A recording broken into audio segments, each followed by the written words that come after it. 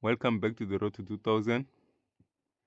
On this game was playing as black, so without wasting any time, let's get into it. My opponent started with the king's pawn opening, pawn to e4. Then I responded with the Sicilian defense, pawn to c5. Then my opponent played pawn to d3, knight to c6, pawn to g3, pawn to e5, bishop to g2. Then at this stage I played knight to f6. Then my opponent played pawn to f4, looking for a pawn exchange there, which I accepted and took the pawn. My opponent took back with their own bishop. Then I played pawn to d5, looking for my own pawn exchange, which my opponent accepted. Then I took back with the knight. Then my opponent played queen to e2, which is not the best move in this situation. Should probably play another move or develop their knights, but playing queen to e2 was a big mistake. But let's continue. I played bishop to e7, covering up my king. I wanted to play bishop to e6, which is also an okay move, but I opted for bishop to e7. Then my opponent played bishop to e3. Not sure what my opponent was trying to do here, but I just took the bishop there because that was my plan all along, to take the bishop. So I just took the bishop on e3. Then my opponent took back with their own queen. Then I played knight to d4, looking for the royal fork there. Then my opponent covered that, of course, but I think there were better moves to play here. Or maybe playing knight to a3, and that's also an inaccuracy, but they have like queen to f2 is the best move in this situation, but my opponent played queen to d2. Then I castled the king side. I should have probably first played bishop to g5, then I'll castle after, but I castled the king side first. Then my opponent played knight to e2, which I ignored, then played bishop to g5, attacking the queen. Of course, my opponent is gonna look at the threat of the queen before capturing the knight there. Then my opponent moved queen to d1. Then I played rook to e8, pinning the knight to the king. Now the knight cannot move, and I'm threatening to take the knight with my own knight, or either with the knight or rook, doesn't matter. Which my opponent covered that with playing knight to c3. Then I played bishop to g4, pressurizing the position.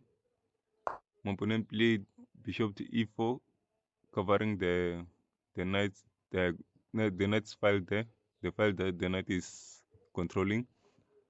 Then I played pawn to f5. My opponent took the pawn on b7, but the best move was to attack the king with a check. Then the king moves. Then my opponent would probably move the bishop back, because they can no longer save the knight in this position.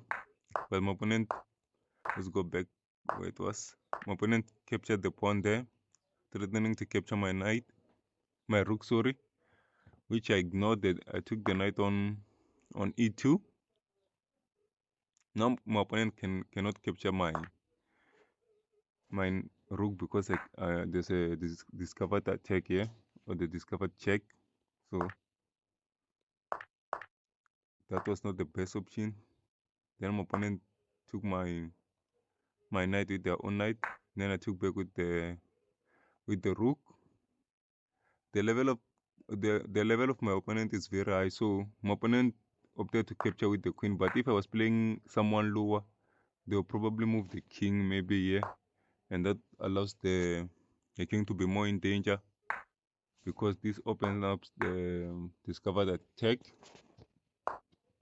So my opponent saw that that's pointless. Moving the king is pointless, so capturing with the queen is better, which my opponent did. Then I took back with my own bishop. Then my opponent made the mistake taking my rook in the corner there, because now I'm taking their rook no matter what. So after my opponent captures my bishop, I played queen to g2 with a check. It's kind of a fork, because now I'm winning a rook. The only space the king can move is forward, It's backward, sorry, it's not forward, it's backwards. The forward squares have been covered with the bishop, the queen, and the pawn has closed the king there. So the best move is to move back, and then at this position there's a mate in 3, which is playing queen to a2. Then after the king moves, play bishop to a3. Now it's a this mate cannot be blocked. But knowing myself, if my opponent had resigned at this stage of the game, I'm just explaining the scenario that would have happened if the game continued. But knowing myself, I will probably get greedy and capture the rook on h1. Then my opponent will have to move. Then I'll capture the second rook, and I'll prolong the game just toying with my opponent, knowing that there's nothing I can do that will sabotage my advantage. So, but that's how the game actually played out. That's all. I think that's all in this game. Thank you for watching. Please subscribe, hit that notification bell, like, comment, and share. Until we see each other on the next one.